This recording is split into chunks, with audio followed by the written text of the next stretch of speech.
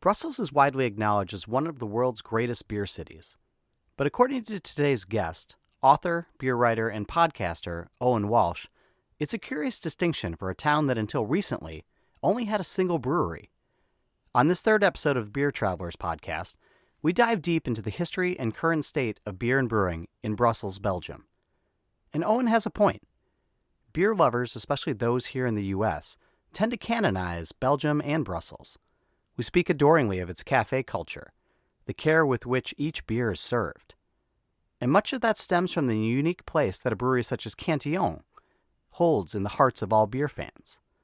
But in reality, the history of beer in Brussels has been up and down for the better part of a century. Even in recent years, the city's beer and brewing scenes have been in great peril. Assisted in part by that adoration of beer geeks from around the globe, and of course their tourist dollars, Brussels is making a comeback.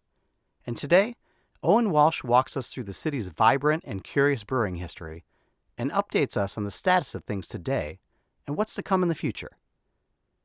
Eoghan runs Brussels Beer City, a great website you should visit, and he's the author of a book of the same name, as well as the more recently published A History of Brussels Beer in 50 Objects.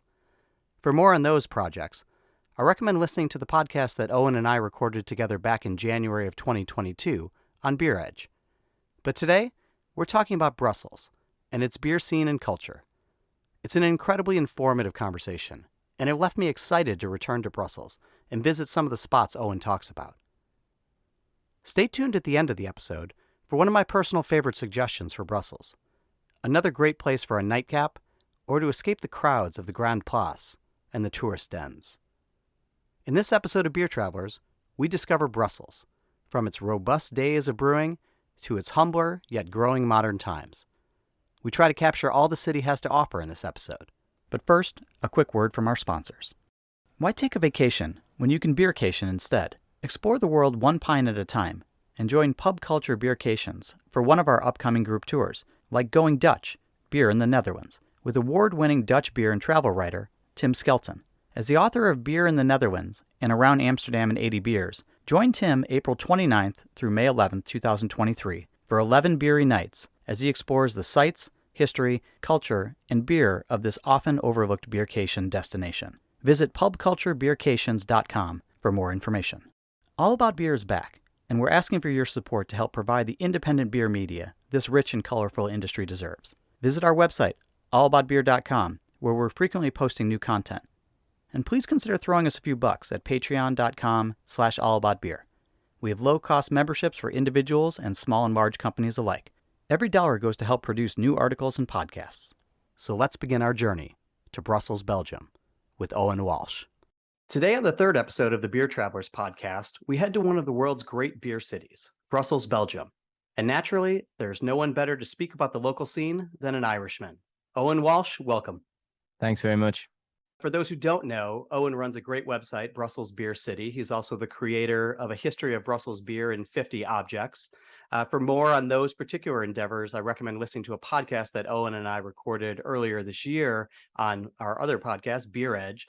But today we're talking Brussels. And as we were discussing before we got on, I've been to Brussels many times over my beer travels, some even before beer, I was interested in beer. But I imagine a lot has changed, and it's been quite some time since I've been there. So I'm excited to kind of get the lay of the land here. So, as a start, I think a lot of beer folks, people who are interested in beer have some sort of concept of what they think Brussels and Belgian beer might be. For some, they consider it kind of a Disneyland. Others, they consider it a land of beers that are tart or sour that they might not be to their palate.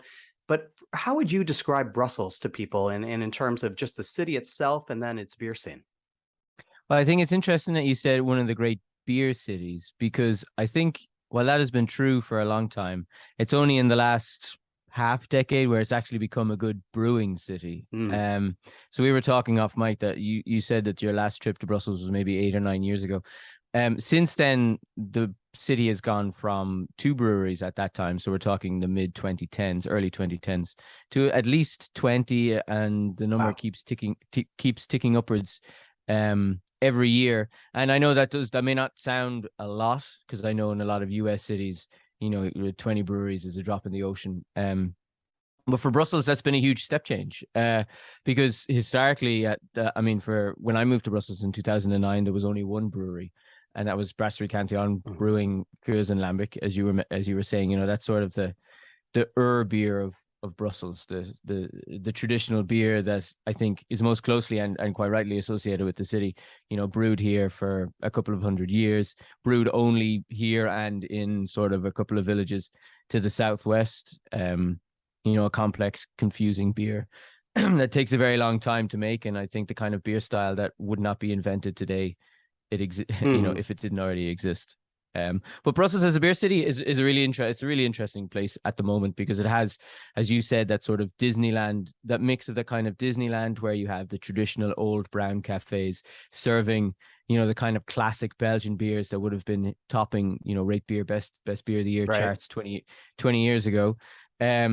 You also have the kind of new wave, modern craft, independent bars that would be familiar to anybody who's ever been to a craft beer bar in London or LA or Berlin. It's the same kind of vibe, where they're serving both international and local craft beer.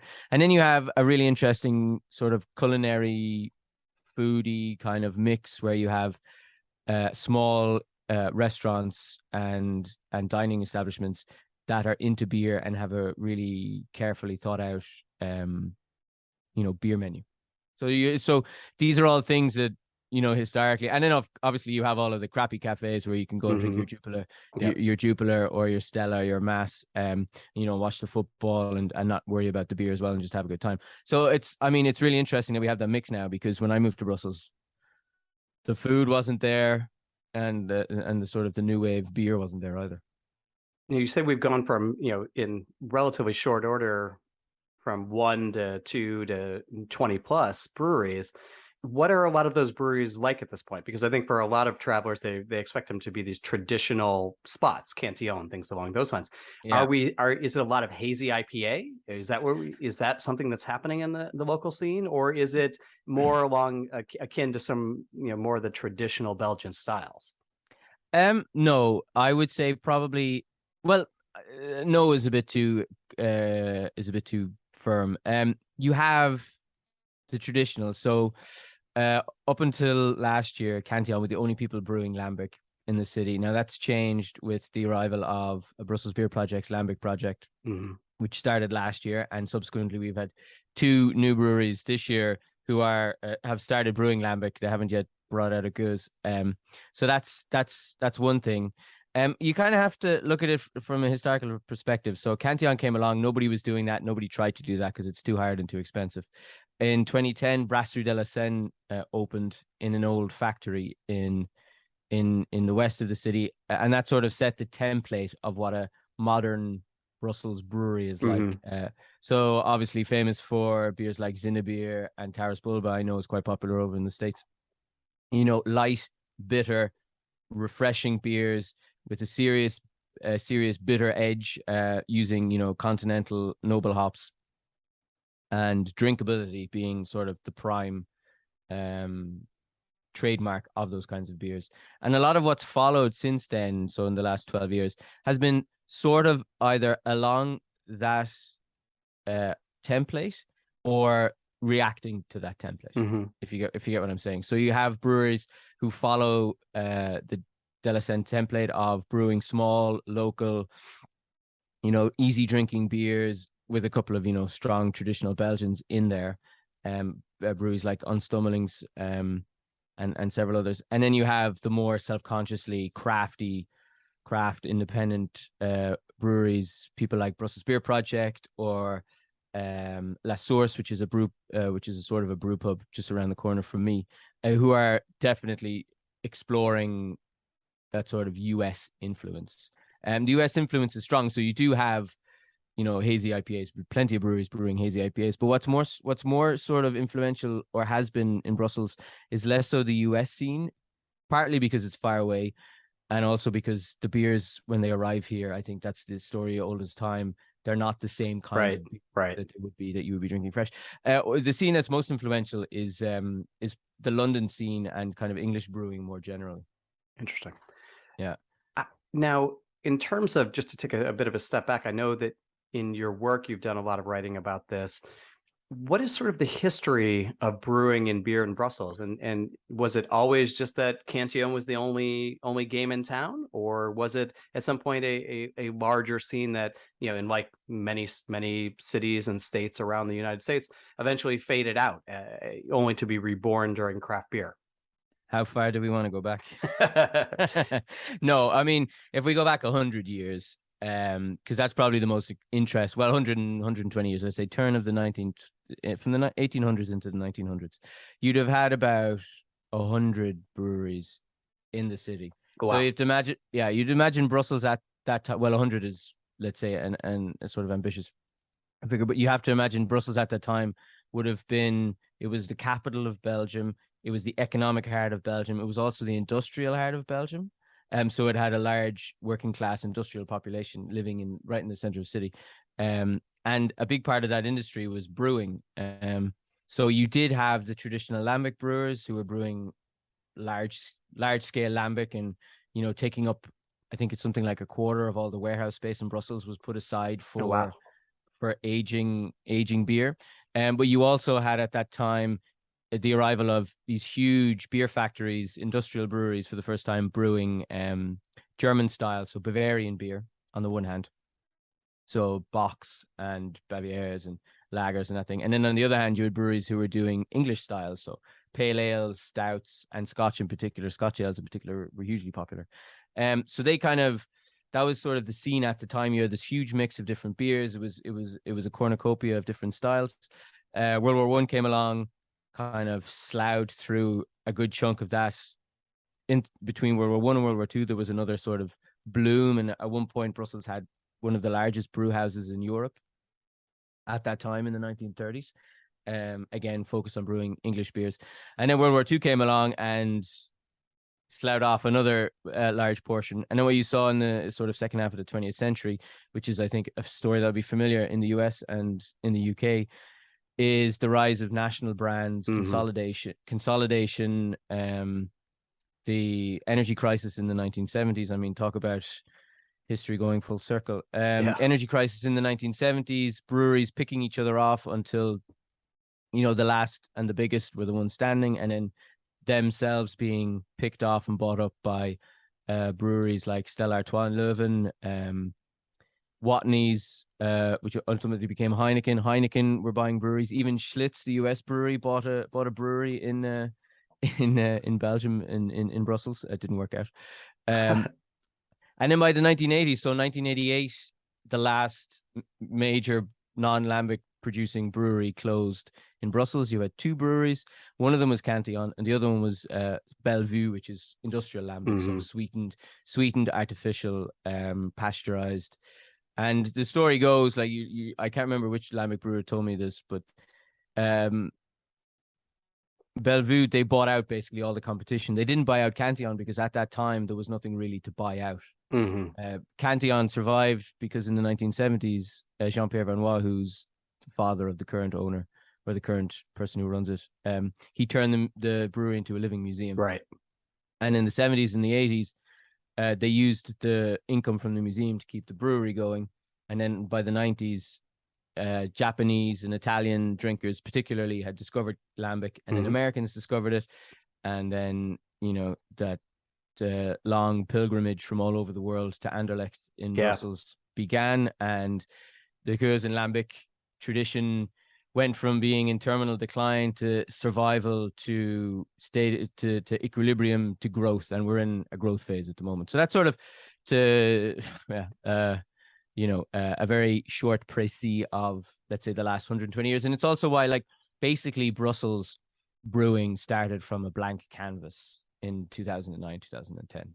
I think that's sort of a fascinating way to put it. And thank you for that, because I knew some of that, but actually, frankly, I didn't know a majority of it. It's kind of, the blank canvas is a really interesting way to put it.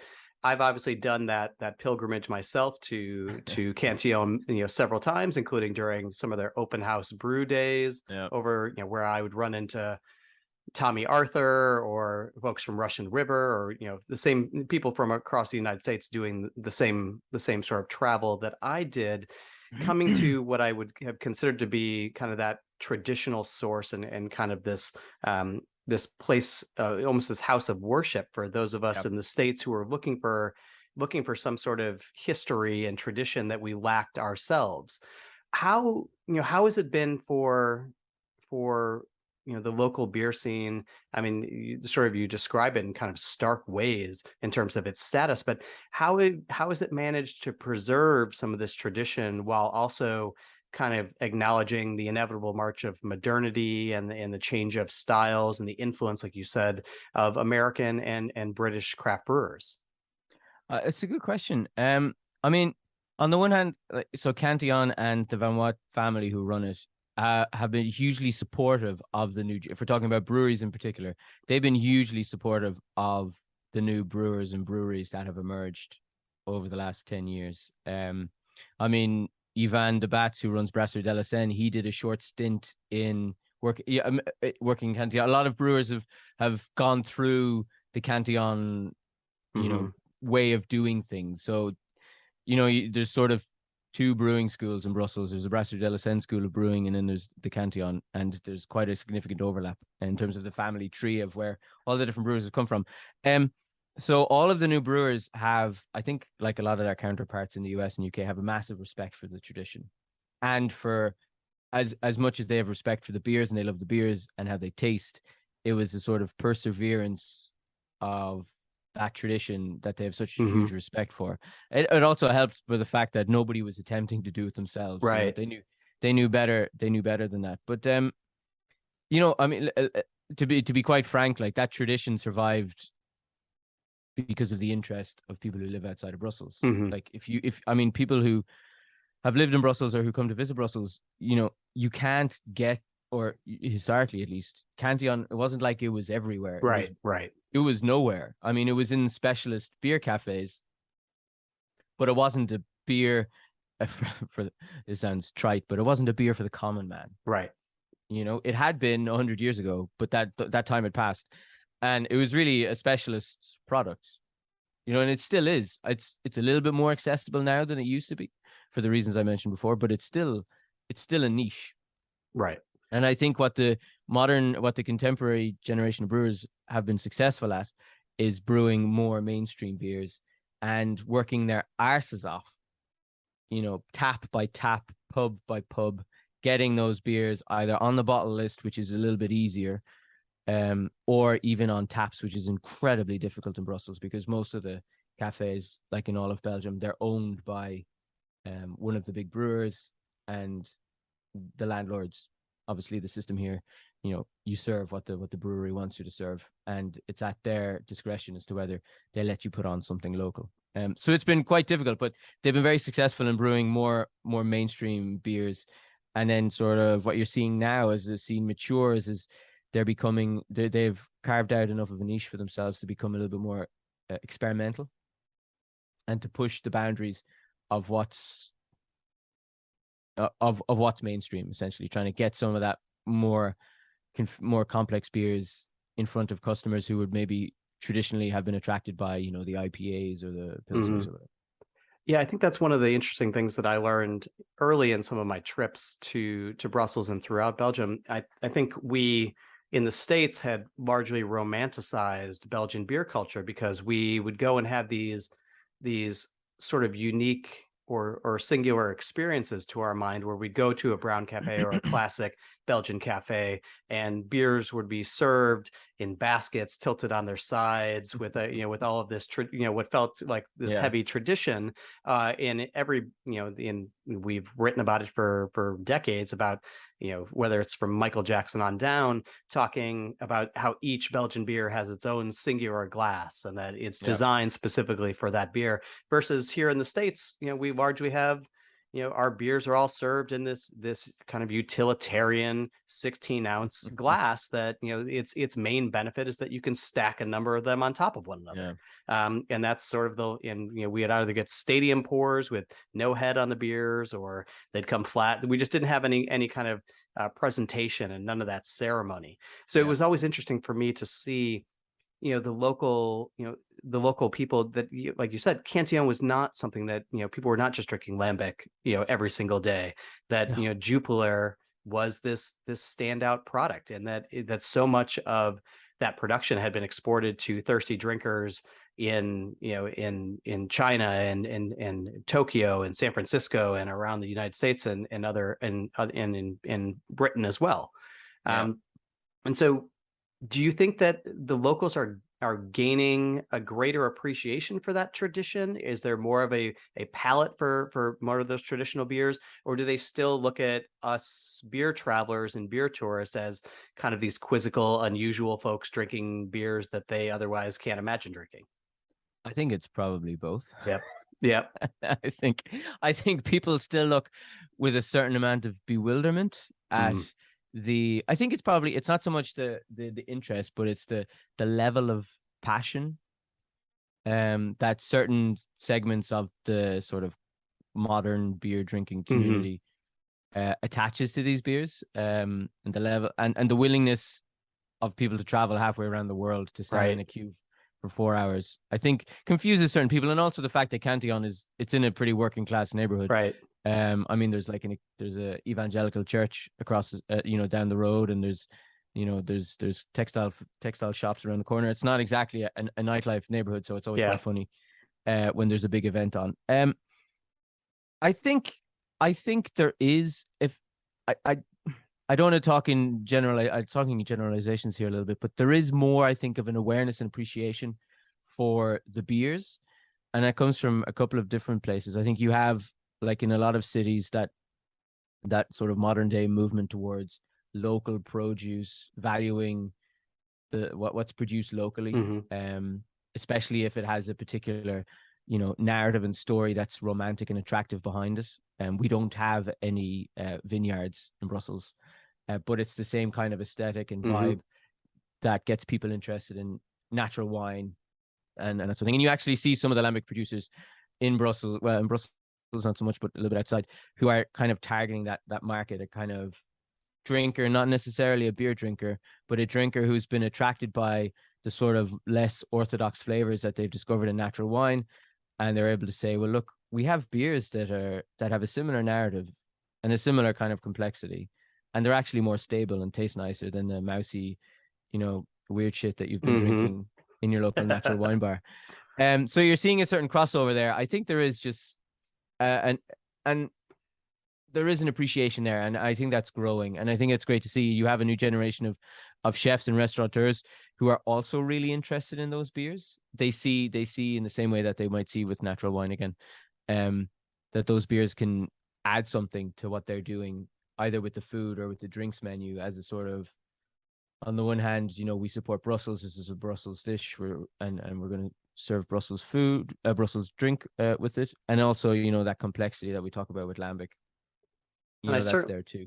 And I certainly want to talk about lambic, but one of the topics that I think doesn't get covered enough is the Belgian love of lager.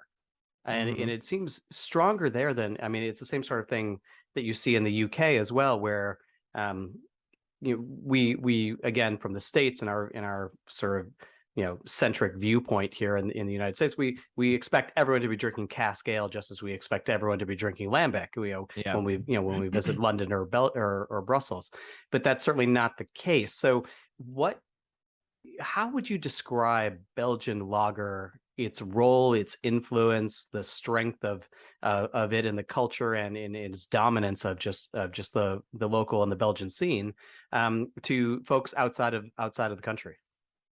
Well, it's the default beer, basically. The country's largest breweries are all lager breweries. Mm-hmm. Stella, AB InBev, Mass, owned by Heineken, and there's a few others. Alken Mass, which also, yeah, they have their own brand as well. Yeah, I mean, there's sort of, we talk about Belgian beer culture and cafe culture. You know, the standard drink is a 25 centiliter draft pour of Stella or Jupiler Hmm. or Alkin, Cristal, or Mass, depending on what part of the country you're in. That's sort of the standard, and it's something that I would do too if I was going to a cafe. I have a particular cafe that I go down to, not too far from my house, and they serve Stella. It's one of the few bars in Brussels that serve Stella. Um, and you know, it's the cheapest thing on the menu. Hmm. Um, and if you just want to drink something and you don't want to think about it too much, and you may be a little bit conscious of your pennies, it's the default option. Hmm. It's just it's the beer that you have in your hand when you're on a night out. Like, Yeah. you know, I'm not a student anymore. It's been a long time since I was a student, but the student culture here is, you know, either you go and you get your cheap supermarket beers, and you go and drink them somewhere with friends, or you go to the local student bar and you drink small, cheap, cold glasses of Yeah. whatever the local pills is. And then, you know, once you have that habit, you don't lose it. When you get a bit older, you start maybe drinking the heavier beers, and you drink maybe fewer of them than you used to. But that's sort of the tradition. And also it's market dominance. Like the largest brewers who brew the most amount of beer brew pills. So Yeah. they have that center of gravity which sort of bends everything around them. What's been really interesting, talking about Brussels, um, the new generation of brewers, they didn't really brew lager and pills for a long time. For a number of reasons, I think. You know, the brewers will tell you that it's a difficult beer to brew and Mhm. there's no hiding, etc. You know, those old cliches. Yeah. But also, I think, you know, there's a bit of like, what's the point? Or what was the point? Like, Hmm. what are, you know, we're trying to make ourselves different. But now that's changed. We have a lager centric brewery actually that opened up last year. Um, and Brasserie de la Seine launched when they moved in. So they moved into their purpose-built brewery 2 years ago, just before the pandemic, actually. And the first beer that they brewed was a Northern German style Mm. pilsner, which was huge because like bottom fermentation beer that they brewed as a core beer, fantastic beer as well. Like, I mean, it's de la Seine, so the threshold for quality is really high. And you've seen now more brewers are more likely to put a pills on because that's the bread and butter. Hmm. That's like, you know, if you really want to crack it, if you want to get your beers into the supermarket and you want people to buy them, then that's the way to do it. If that's what you want to do, Hmm. and we've seen that over the last sort of 3 or 4 years, people start putting out lager beers, which has been great because it means that if you're lucky and you're in a bar that has Zenapils instead of Stella, you can do the same thing, while supporting somebody local. Now we've mentioned it many, many times so far, and it's just almost inextricable with the name of Brussels itself. But let's talk more specifically about Cantillon. We can talk a little bit about its history, but why don't we just start for those who are not as familiar or those who need a bit of a refresher? What is lambic, and how is it made? How do you, and I'm sure that this is a question that could raise ire or start arguments, but just sort of you gave a great couple of minutes on the history of brewing in Brussels. I will ask you to do the same on for just lambic. Okay, I'm better at the history than I am about the technical details. That's what some of my book is about history than it is about making beer. So lambic is basically a spontaneously fermented wheat beer brewed in Brussels, traditionally brewed in Brussels in the Senne Valley, which is the river that Brussels was founded on. Um, and it is brewed with a complicated mash schedule, which takes several hours. It's called in Dutch the slime method, the slime method. Uh, and it's all about getting, you know, complex sugars together. It's cooled overnight in a cool ship at the top of the Cantillon have their cool ship on the top of the brewery. A cool ship essentially is just a very big copper vat, Hmm. a big bath for the beer. It's cooled overnight there, and once it's cooled down overnight, it's put into wooden barrels in the brewery to age for anywhere from 6 months and a year up to 3 years. So lambic is the base beer, and then from lambic, you produce traditionally you would produce gueuze, oude gueuze, old gueuze, which is what Cantillon would produce, even though they don't call it that. Is a mixture of 1, 2, and 3-year-old lambics. The reason for that is, the 3-year-old lambic will give character, a depth of flavor, complexity of fermentation. The 1-year-old will give sugars and freshness and brightness, and then the 2-year sort of marries it together. Lambic fermentation. The myth around lambic is that it's all about the air. Mm-hmm. So the beer cools down overnight in the air, and you can only in one sense it's true, because the brewing season is from October to April, thereabouts. Mm-hmm. Normally speaking, the ambient temperature can only be between sort of -8 and +8 degrees Celsius. Any warmer than that, and you get inoculation with unwanted microbes. Any cooler than that, and nothing happens. So it's a winter beer brewed over the winter, and then aged through the summer and into the next season. Now, the myth being that it's, why they say this beer used to only be made here was because there was a very special microbiome in Brussels. And we all read these books and articles and thought amazing things, and then we all stopped by Cantillon, and I know where tell us where the story is going.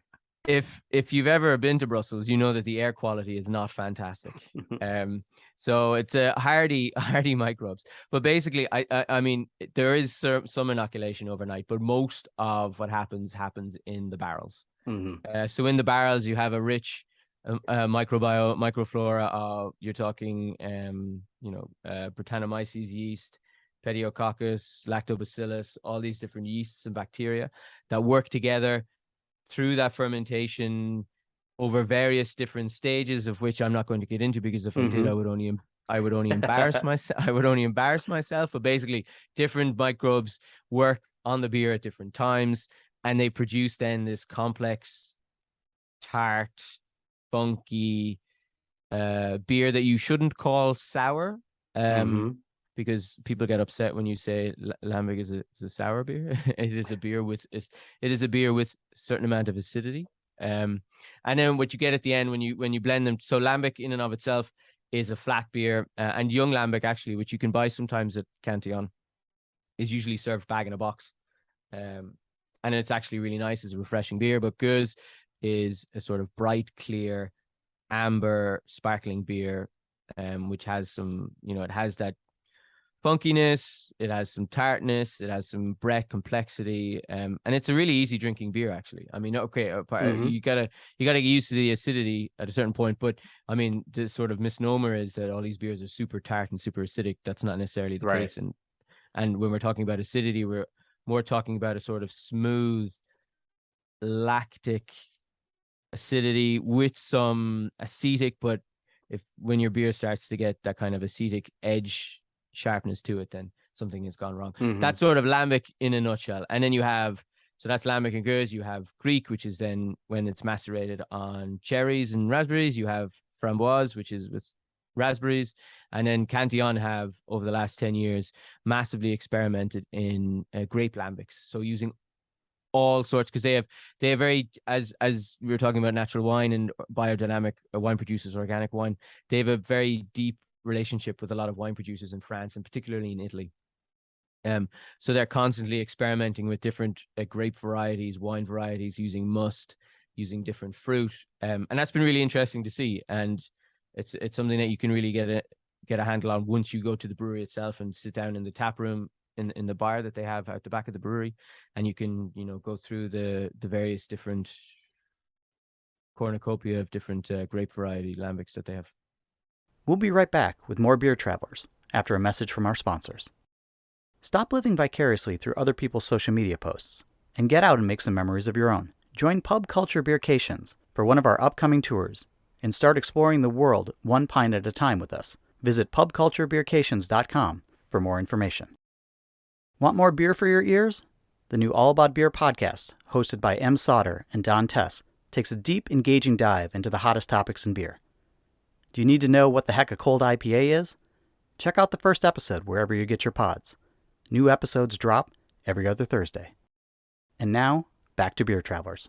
We've talked a little bit about Cantillon and a little bit about its history and the role it plays in both, sort of the Brussels and the Belgian beer scenes, and in sour or tart beer production throughout the world, and and some of its history.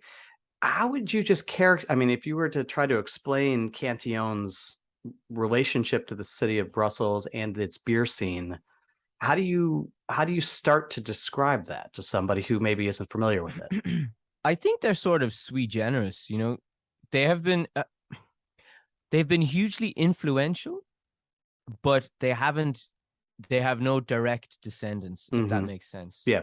So Jean Vanois, who runs the brewery, together with his wife and his sons, him and Eoghan de Bat have sort of tried to call it a godfather role, but they have this sort of, because they're the great survivors, and they have this institutional knowledge. They've been very helpful in helping new brewers establish themselves. So you often talk with brewers who will tell you, if they haven't actually worked there. So we have a new brewery, Brasserie Le Mule, who make lager beers and saisons, so nothing lambic related. Joel, who works there, he spent a season working in Cantillon. Several of the others did too. But in the early days, you'd talk to brewers and they'd be like, if we need something, even if it's just like a couple of crates or some empty bottles, we can always call up Jean or Eoghan at Delacen, and they'll help us. They'll give it to us. If we need some help selling some beers or something like this, that, or the other, they're always there to help, to give advice, and to support, local, because it's in their interest too. So, I mean, Cantillon were around by themselves for a long time, and I think they enjoy the company now. And they've sort of helped grow that, obviously, in tandem with an institution like Moeder Lambic, the bar, or the two bars now, in Brussels. They sort of helped incubate this new generation.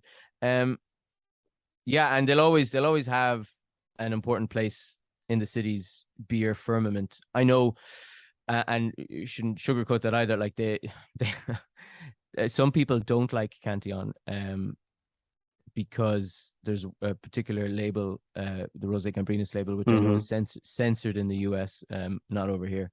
And there's certain feelings around that particular label, which causes people not to want to frequent or give business to the brewery, and I completely understand that.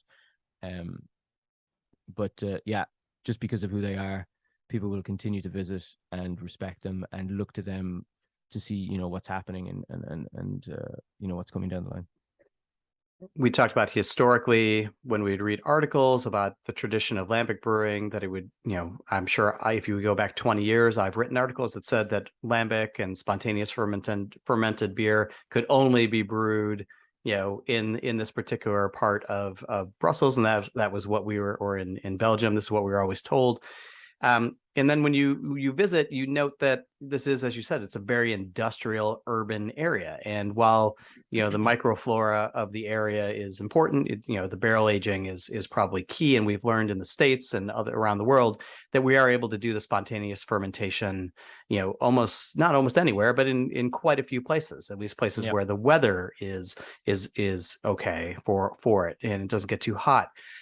This seems to be an issue that perhaps Cantillon's going to have to deal with in the future, and not just the benefit, and not just having to deal with lager or hazy IPA and whether or not that will challenge it, but also climate change.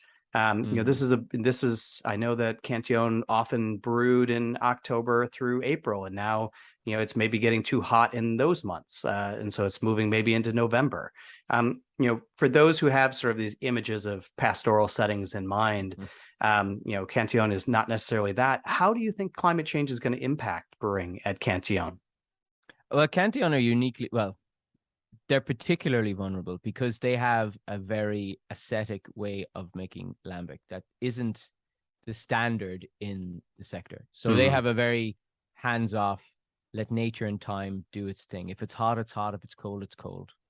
We'll do our best to sort of manage that, but we're not going to do anything to interrupt the cycle. So what that means in practical terms is where a brewery like Tilcana out in the countryside or others might climate control, which is totally like this is not criticism. This is just, I mean, you can do it if you want to. There's no rules to say that you can't.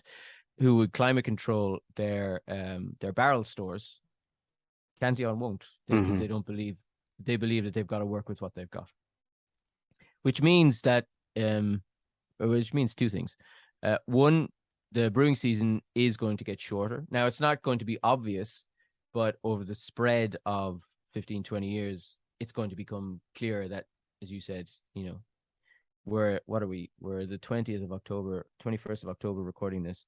It's like 17 degrees outside. Mm-hmm. It's a little chillier now, but we've been having crazy weather, as I think everybody else had. So the season's getting shorter, but the summers are getting warmer, and that's the greater threat, because you can, and they'll probably. I mean, I did an article about climate change and lambic a couple of years ago, and I talked to John about this because there was a research paper done. They installed temperature sensors around the brewery to get an empirical sense of like what the temperature changes are. But we've been having summers where it's been over 30, 35 degrees for more than a week. Mm-hmm. And that might not Celsius, so I don't know what that translates to in Fahrenheit, but I suppose 90. It's hot. It's very hot. It's hot. And then basically that kills the lambic, because again, it goes back to that temperature. The warmer the temperature is, the more likely the beer is going to be inoculated with undesirable microbes. So the lambic just vinegars in the barrels, and that's the danger. And you talk to John, and he'll tell you like the different barrels in different parts of the brew house react differently, because right down in the cellar it's a couple of degrees cooler than it might be upstairs, but they only have so much room to maneuver in terms of moving barrels around. Now they have a second barrel store and one street over where they've been able to expand production, but they're limited in their space. They're limited in what Jean is willing to do in terms of managing climate change. But it's true, it is of brew styles uniquely susceptible because it is at the what am I words? It's exposed to the elements in that sense, and it remains to be seen what they can do. I mean, when it comes to the brewing season, there are ways around that. You just brew more in the time that you have, but then you put the brewery and the brewers under pressure, or you brew less, and you just accept that production declines. And Cantillon are lucky. People will the demand for Cantillon lambic is inelastic. Yes, if I remember my microeconomics from university, people will buy it no matter what the cost. Yes, it is sort of singular in that respect, and so maybe they will survive better than others. Okay, we've done a lot of history, a lot of information about tradition, and now it's time to get into some more of a nitty-gritty travel podcast details. We're going to get into what we call a rapid fire lightning round. We'll just do some quick questions, off the cuff answers, first things that come to mind. We'll start with, you have friends come in from out of town. Where's the first place you're going to take them? Le Coq. And why? Café Le Coq. Why? Because it's close to my house. No, because it's one of these classic brown cafes which has Stella on tap, but a very large bottle list of all the local breweries. And if people are coming into the city and they're not interested in lambic, they're not interested in lager, but they're actually interested in hazy IPA, where are you going for them? I'd probably go either La Source, which is La Source Beer Co., which is a brew pub and tap room just around the corner from Brasserie de la Senne. Actually, they've opened 3 or 4 years ago, and they brew actually weekly new styles, hazy IPAs, cold IPAs, mountain IPAs. They also brew normal beers too. Them or L'Hermitage, who are just across the street from Cantillon. How have locals responded to La Source? It's one of those, I've only seen it online. I have not been there in person. I'm hoping to do so when I'm in Brussels in a few weeks' time. But it looks, for those Americans and others who are in more of the modern era of breweries, it looks like a very Instagram friendly kind of place. It's one that you would feel very familiar in if you have spent any time drinking hazy IPAs almost anywhere on the planet. Yes. What is La Source's story, and how has it been received? Well, that's funny because I took Joe Stang, who's the editor, writer friend of mine, editor of Craft Beer and Brewing magazine, and he was like, "Yes, this I could be in the US right now." Yes, yeah.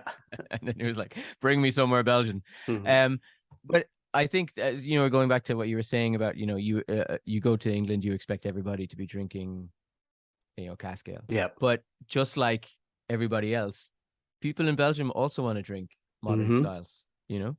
And La Source have been very good. Now, I put a disclaimer out. I did make an IPA with them this summer. Mm-hmm.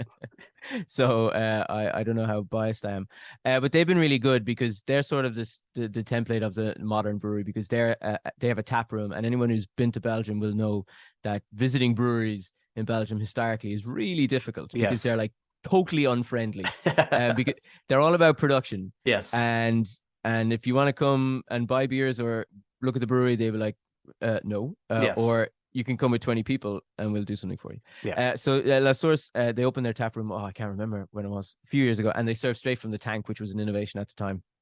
And it's really good. Like I think they brew a real mix of styles. So they have their core, which is again a sort of hoppy light pale beers, but they do a really good line in, particularly actually in tart and mixed fermentation. So not lambic, but things like Groot beers, Mm-hmm. Goses, those sorts of interesting beers. They do some Berliner Weisses as well. Quick sour beers as well. They're really interesting and they're really fun, and they are very international. Yep. They served at Firestone Walker's Invitational Mm-hmm. this summer, which frankly blew the minds of several people in the beer scene here, because they are so small. Like we're talking about breweries that are very small. Yeah. Like we're not talking about big breweries here. Cantillon and Brussels Beer Project, De La Senne and Brussels Beer Project accepted. But our source are really fun. They do some really nice beers. They rarely produce a dud beer, which is, I think, Mm-hmm. which is important for a new brewery establishing themselves, and they've got a good purchase on the market here. You're talking about small breweries and also ones that you name check there. Tell me about L'Hermitage. L'Hermitage, so they're three guys, art school graduates. The brewery is in an old cigarette factory around the corner from Cantillon, and they actually have a bottle shop directly across the street from Cantillon, Mm-hmm. which is a beer and natural wine shop, which give you a sense of where Yep. their interest lies. So they again started off with one beer, Lantern, which is a sort of a pale ale, American pale ale. Modern hops, West Coast hops, that sort of thing. And they've since branched out into funkier experiments. They did a beer actually with Jean Valmont from Cantillon. He did a sort of a side project, an off-brand beer. They've made lambic beer blends with Cantillon. They do a lot of wine blends. So working with wineries in France, they've produced some sort of grape ales, I suppose is what you call them, or wine beer hybrids. They make IPAs too. They make hazy IPAs, not as many as they used to. And they're really interesting, because they've taken that Cantillon sort of experimentation with wine one step further, and also into beers that aren't traditionally, lambics. I'm not sure if the list for this next lightning round question will be long, but you've talked, after you've had your friend at Le Coq and had the Stella there, where else are you going for lager beer? Lager beer. Well, nowadays there's only one place to go for lager beer, which is Brasserie La Mule. It's a long way from Le Coq, so you'd want to get in your Uber or your taxi, or get on your bike. Actually, is probably what I should say. And that is a brewery set up in the Schaerbeek neighborhood, so that's to the sort of west, northwest, northeast of Brussels. And they opened last year. And their first beer out of the gate was a Hefeweizen, which was since been followed up by a Helles, a Kölsch, a Vienna Lager, which I brewed with them, which is excellent, by the way. Still on tap. And they did a Dunkelweizen. They've got some Rauch. I don't know if they're doing Rauch beer actually, but they've got Schwarzbier in the fermentation tanks. Really, and they had an Oktoberfest actually party 2 weeks ago. So that is the real place to go if you wanna taste sort of locally brewed lager. There's also Brasserie de la Senne's tap room across the canal then, where you can get some 500 milliliter pints of Zenepils. And what is one can't miss historic bar? I like A la Becasse. So that is actually it's just around the corner. So if you're in Brussels and you're on the Grand Place, it's just down the hill, across from a church, down a dark alleyway, which used to be a road that would take you to a graveyard. The graveyard of the church, which is still there. Graveyard since long since disappeared. And it's this wood paneled bar where the waiters and the bar staff wear grey smocks, and they serve lambic by the jug. Now, it's not the best lambic, but that's not really the point. You can get a jug that goes, I think, from like 200 milliliters up to 4 or 6 liters. And it's lambic doux, so it's sweetened soft lambic. Not good, so it's unblended. And it's just as an experience, it's a lot of fun. There's also then, I'd say probably choice number 2, just down the road. I'm a man of habit, so I usually stick to the same places. There's a place called Tone, which is a puppet theater, a folk puppet theater. They have the theater is in the cellar, or not in the cellar, in the attic, and on the ground floor they have a cafe and a staminet. That's what we call it in Brussels. And it's full of these marionette puppets, traditional Brussels marionette puppets, and it's protected in terms of architectural heritage. And they've got good beer on the menu too. You're gonna get some De La Senne there, but you'll also get the old reliables, Orval and the Trappists. Yeah, Tone is usually at the end of the show. I give sort of one of my sort of secret suggestions or one that we haven't covered. That was going to be it. So thanks a lot for that, Owen.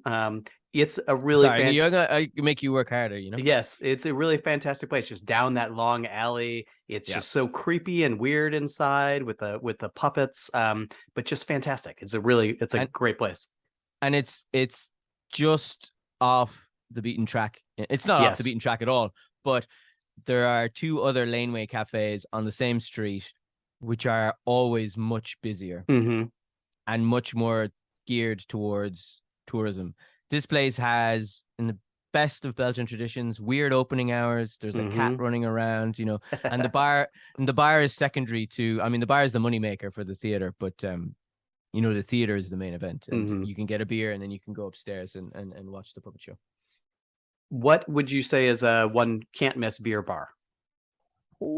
That's a good question. Can I? You can have a runner up as well. I should have done my. I like. Can I say a cheese? There's a cheese bar which also serves beer, which is very nice. Which is called La Fruitière, which is just around the corner from Moeder Lambic. They have an excellent lambic and conventional beer selection.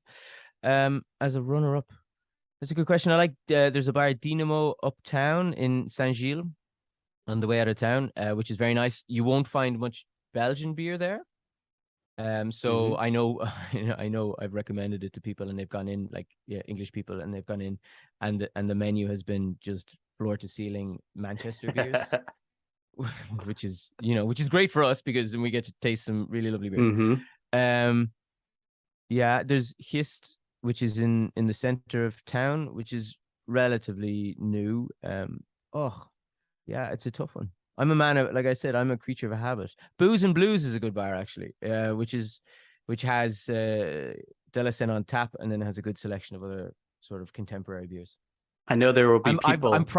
Somebody's probably really upset. I probably insulted a really good friend of mine now by not recommending their Brussels Beer Project tap room is quite nice too. They always have a good selection of foreign beers too, but it's mostly BBP stuff. I've probably insulted somebody by not saying their bar. I know that there will be people listening to this podcast who will, have heard the name, but will expect at least, 20 seconds on it. So give me 20 seconds on Moeder, or however long, on Moeder Lambic and its role in the city. Yeah, I'm probably doing them down, but it's very far away from my house, Moeder Lambic Original. So Moeder Lambic, long story short, was taken over in 2006. It's been a bar that's been around since the 80s, always known for its beer. In 2006, it was taken over by Jean Hummler and some colleagues, and they basically totally renovated the place, renewed it, focused on independent beer. That was their thing. Independent beer, nothing industrial, as local as possible. Interesting, exciting beers. They would have had Cantillon Creek on a hand pull. They expanded in 2009 to Moeder Lambic Fontenas, which is in the center of Brussels, just around the corner from the Grand Place. Similarly, focused on local beer, but also Italian, German, French, a lot of American beer as well. Very good cellar. And along with Cantillon and De La Senne, even though they don't serve De La Senne anymore because there's a feud, we're sort of the three main instigators of the Brussels beer revival. And as you mentioned them, and we have name checked Yvonne de Batz and talked about De La Senne. Another 30 seconds on De La Senne. Yeah, I mean the OG of the OGs. What can I say? I'm totally biased of them. So this year they celebrated the 20th year of the first brew of Zinnebeer, which was brewed in 2002 in the basement of a squat in central Brussels. Eventually, they opened. They founded the brewery in 2003 with Bernard Lebuc as the brewer and Eoghan as a sort of brewing consultant. And then in 2006, they started De La Senne proper, brewing in breweries like De Ranke, who we known for their XX bitter, Thirier in France, known for their saisons. And then in 2009, they opened a brewery themselves or 2009, 2010, they opened the brewery in Molenbeek, which is in the west of Brussels, famous for their, bitter relative at that time, bitter beers using old world hops, focused on pale drinkable beers, but also great beers like Jambe de Bois, which is their triple, which is sort of a more assertively bitter triple, Stouterick, which is their dry Irish stout, which is fantastic. And then in 2020, they opened, which was by then the first purpose-built brewery in Brussels since probably the interwar period, at Turin Taxi, which is a big complex, a former train yard on the canal. A fantastic new brewery with actually probably the best tap room in the city. Yeah, maybe joint best. And yeah, just without De La Senne, we wouldn't probably be having this conversation. What is the best beer day trip from Brussels? Pajottenland, the Senne Valley. Get the train and go and stop at take it down, and you can get off and you can stop in Bözingen and you can go to Den Herberg and drink their lambic. You can get back on, get off at Lot. You can walk to Driefonteinen to the Lambico Drome and you can drink their beers. Get back on the train, take the train further and get off in Lembeek on the other side of Halle, and you can go to Bone, who now have their own bar for the first time ever actually. And then you can get back on the train, and if you're lucky and it's the weekend, you get off the train, you can go to L'Hermitage when you get back. But yeah, it has to be. Oh, and then you should go for lunch at Driefonteinen restaurant, which is not affiliated to the brewery in Beersel, to just, soak up some of the alcohol. Any breweries or bars that you think they need to step up their games or have been slacking? No comment. This is what a trap. I'm not. It is a trap, but it has actually elicited interesting responses in the other episodes. I'm not gonna. Yeah, I'm gonna be an absolute. I'm gonna be shamelessly, scared and say no, and I will use the cover of the economic crisis which we're currently in to say that nobody needs me shitting on their beers right now. Pardon my French. I think the breweries who have been slacking will not survive in the next 18 months. So you will get an answer to that question. The market will answer that question. Interesting. Good response. What for beer lovers who also want a great meal, where would you recommend they go? Oh, so many places nowadays. If you want a hearty Belgian, Nooit Niet Genoeg, which is a bar, which is a tiny restaurant, which is about 8 tables. But they do take reservations now. They used to have to queue up for an hour to get in. And they have house beers from some of the best breweries in the country. You may need to spell that one for us. Who? NUETNIGENOUGH.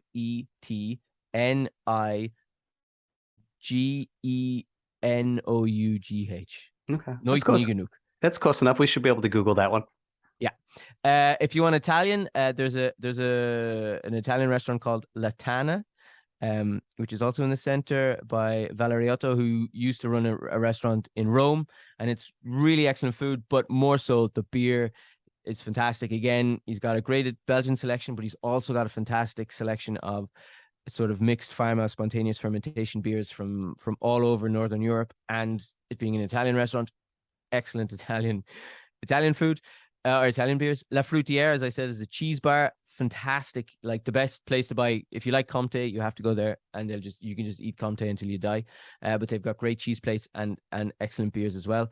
Pasta Madre is a pizzeria, which is a collaboration between an Italian pizzaiola, Mudo Lambic and Cantillon. So you can imagine what the tap list looks like. Looks like there. And then there's other restaurants. Again, I'm probably insulting people by not mentioning them. Out of town, towards in the southern suburbs, there are some nice restaurants. And yeah, if you do manage to get out of town, Drie Fonteinen Cafe in Beersel is really top of the list. We only got a few more questions here, but one, I'd be curious along the lines of Italian food. What's with Belgians and Brussels beer cafes and Bolognese? Well, now I'm cutting the knees off myself because I've always wanted to write about this. But so in the 1950s, Belgium and Italy set up one of these guest worker programs. So a huge amount of Italian migrants came to Belgium to work in the mines of Limburg and Wallonia. And they contributed a huge amount to Belgium. One of that is a singer whose name I can't remember, Rocco something or other. Very popular. They produced several good footballers, Enzo Schifo being amongst them. But they also introduced spaghetti bolognese.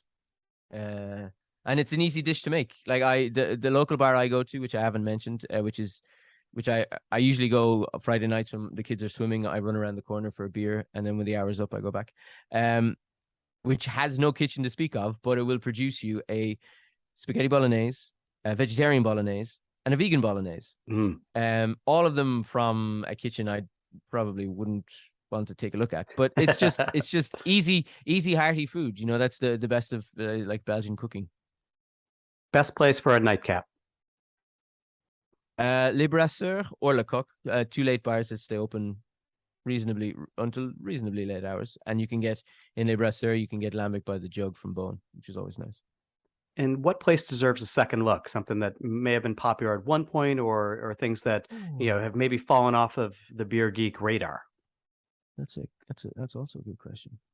The beer geek radar. Yeah, see, beer geeks, they know everything before I do. Do you know that? As a father of two not so young children anymore, but still quite young, I'm always the last one to know. I think a brewery like Brussels Beer Project, because it's in the supermarkets and it's widely available, I think sometimes they get a little bit overlooked in terms of like the trendsetters in the city. They've also started, which is sort of, for anyone who knows the brewery, kind of quixotic, a lambic and spontaneous fermentation program, which is actually really good. Like the beers are excellent, and I'm not saying that just because I know the people who are making them, but I think sometimes drinkers are looking for like the niche or the new or the edgy, and they make those beers too, and they might forget that brewery has been around for 7 years. So I think check them out. Is Delirium worth visiting? Oh, Delirium! I forgot about Delirium. It depends. It depends where. It depends how would you describe Delirium in 2 sentences to visit? Delirium is a daycare center for 17-year-old Americans. True. That's harsh, but it's also true. It's fair. No, Delirium, I think, it's an important step on someone's beer journey.